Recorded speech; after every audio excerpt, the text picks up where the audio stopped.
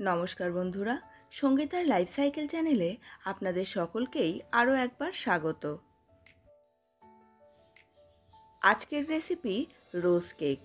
এটি ভীষণ টেস্টি হয়, অত্যন্ত সহজ হয় বানানো, আর বাচ্চাদের জন্য একদম পারফেক্ট একটা রেসিপি। আজকের রেসিপিতে ময়দার ব্যবহার করব না, কেকটা বানাবো সুজি দিয়ে। আশা করছি আজকের রেসিপিটি আপনাদের পছন্দ হবে। আজকের রেসিপি পছন্দ হলে লাইক, শেয়ার ও কমেন্টের সঙ্গে সঙ্গে আমার চ্যানেলে আপনারা যদি নতুন হন তাহলে চ্যানেলটিকে সাবস্ক্রাইব করে আমার পাশে থাকুন।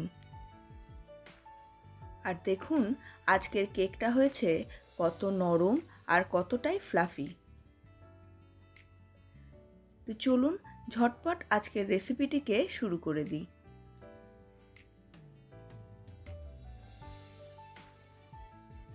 সবথেকে সহজে বানাবো আজকের কেক, আর কেকের ব্যাটারটা বানাবো মিক্সিং জারে।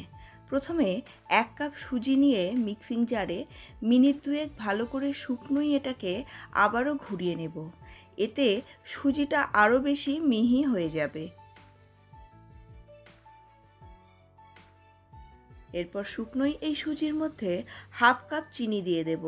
এবার চিনিটাকেও আবারও এই শুকনো সুজির সঙ্গে আরও মিনিটখানেক ঘুরিয়ে নিলে চিনিটাও কিন্তু একদম ডাস্ট হয়ে যাবে।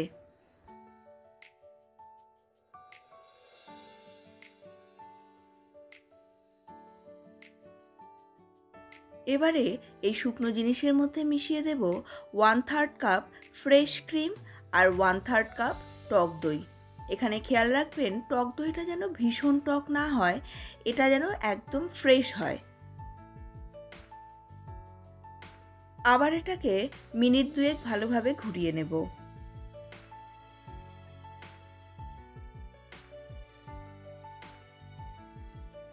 এবারে একটা মিহি পেস্ট বানাতে হবে।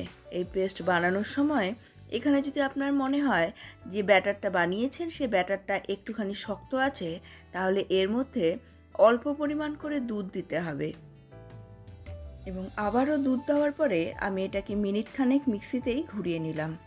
এবার যে ব্যাটারের কনসিস্টেন্সিটা তৈরি হয়েছে এটা একদম কেকের জন্য পারফেক্ট। রোজ কেক বানাচ্ছি, তাই এবার এর মধ্যে দেব 1 থেকে 2 ফোঁটা রোজ এসেন্স, আর একটা পিঙ্ক কালারের জন্য দেব পিঙ্ক ফুড কালার। তবে এই ফুড কালারটা অপশনাল, আপনারা চাইলে এটাকে স্কিপও করতে পারেন। এবার আবার এটাকে 30 থেকে 40 সেকেন্ডের জন্য ভালো করে ঘুরিয়ে নেব, যাতে সমস্ত উপকরণগুলো আবার একসঙ্গে মিশে যায়। এবার এই ব্যাটারটাকে অন্য একটি পাত্রের মধ্যে ঢেলে নেব।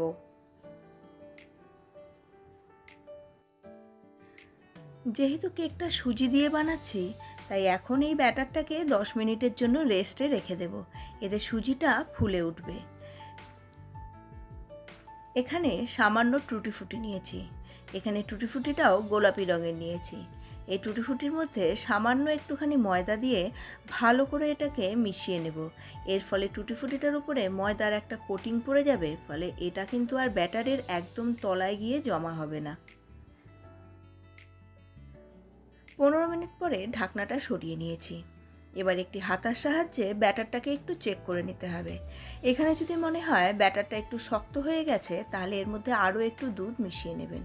তবে আমার এখানে ব্যাটারটা এখন একদম পারফেক্ট কনসিস্টেন্সিতে চলে এসেছে। এবারে ব্যাটারের মধ্যে মিশিয়ে দেব 1 টিস্পুন বেকিং পাউডার আর সামান্য একটুখানি বেকিং সোডা। আর এর মধ্যেই দিয়ে দেব যে টুটি ফুটিটা তৈরি করে রেখেছিলাম তার হাফটা। এবার সমস্ত উপকরণগুলোকে আবারও হাতার সাহায্যে ভালো করে মিশিয়ে নেব। আপনারা এখানে হুইস্কারও ব্যবহার করতে পারেন। আজকের কেকটা বানাবো দুরকমভাবে। প্রথমে এখানে ছোট ছোট ডোনাট সিলিকনের যে মোল্ডগুলো হয় সেই মোল্ডগুলো নিয়ে নিয়েছি। এই মোল্ডের মধ্যেই আজকের কেক বানাবো, যেটা হবে অনেকটাই ডোনাটের মতন দেখতে। এই মোল্ডগুলোর মধ্যে প্রথমে একটু রিফাইন্ড অয়েল ভালো করে গ্রিস করে নিয়েছি। এবার এর মধ্যে অল্প অল্প করে ব্যাটারটা দিয়ে দেব। ব্যাটারটাকে একদম ভরে দেব না, এর হাফটা পোর্শন পর্যন্ত দেব, কারণ বাকি হাফটা এটা ফুলেই কিন্তু ভরে যাবে। আমার কাছে কিছুটা ব্যাটার রয়ে গেছে। এই ব্যাটারটাকে এবার আমি সিলভার ফয়েলের মধ্যে দিয়ে বেক করব। আপনারা যদি ট্রেনে বা বাসে কোথাও জার্নি করতে চান, তাহলে সেই সময় এইভাবে কেক বানিয়ে সিলভার ফয়েলের মধ্যে নিয়েও কিন্তু জার্নি করতে পারেন। এইবার ওপর থেকে আবারও কিছুটা টুটি ফুটি দিয়ে একটু গার্নিশ করে দেব। এটাও অপশনাল, চাইলে স্কিপ করতে পারেন। আজকের কেক বানাবো কড়াইতে, কাজেই যাদের কাছে ওভেন নেই তারাও খুব সহজেই কেকটা বানিয়ে নিতে পারবে। প্রথমে কিছুক্ষণ কড়াইটাকে এমনি গরম করে নেব। এরপর এই গরম কড়াইয়ের মাঝখানে একটা স্ট্যান্ড রেখে তার উপরে একটা থালা দিয়ে তার উপরে ছোট ছোট মোল্ডগুলোকে সাজিয়ে দিয়েছি। একই রকমভাবে কড়াইতে আমার সিলভার ফয়েলের কেকটাও কিন্তু বানানো হয়ে গেছে। এইভাবে কড়াইতে কেক বানাতে 30 থেকে 40 মিনিট মতো সময় লাগে। প্রথম 10 মিনিট হাই ফ্লেমে রাখতে হবে এবং পরের টাইমটুকু লো ফ্লেমে রেখে দিতে হবে, তাহলেই একদম পারফেক্ট কেক কমপ্লিট। এবার একটা টুথপিকের সাহায্যে কেকটাকে চেক করে নিচ্ছি। দেখুন কেকটা একদম পারফেক্টলি বেক হয়ে গেছে।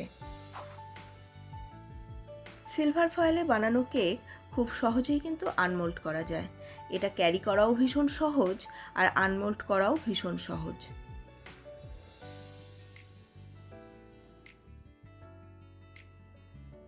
দেখুন আজকের কেকটা কত নরম আর কত ফ্লাফি হয়েছে। এটা এখনও যথেষ্টই গরম আছে, তবে তার সত্ত্বেও হাত দিয়ে ধরা যাচ্ছে, তাই আমি আপনাদেরকে কেটে দেখিয়ে দিলাম। দেখুন এটা কি পরিমাণ সফট হয়েছে। আর ওদিকটা দেখাতে দেখাতে সিলিকন মোল্ডের মধ্যে বসানো কেকগুলো কিন্তু একদম পারফেক্টলি বেক করাও কমপ্লিট। আর দেখুন এগুলো কত সহজে আনমোল্ড করা যায়, আর দেখতেও কি অসাধারণ হয়েছে।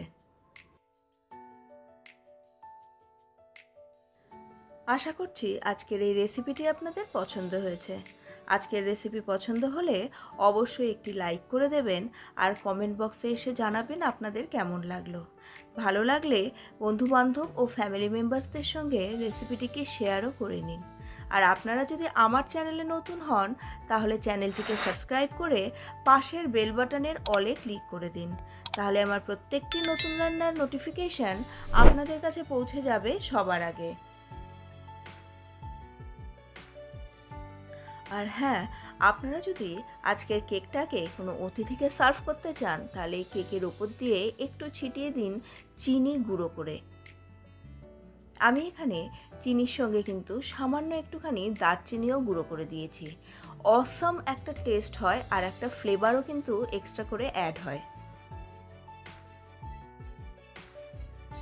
আপনাদের সঙ্গে আমার আবার দেখা হবে আর একটা নতুন ধরনের রেসিপি নিয়ে।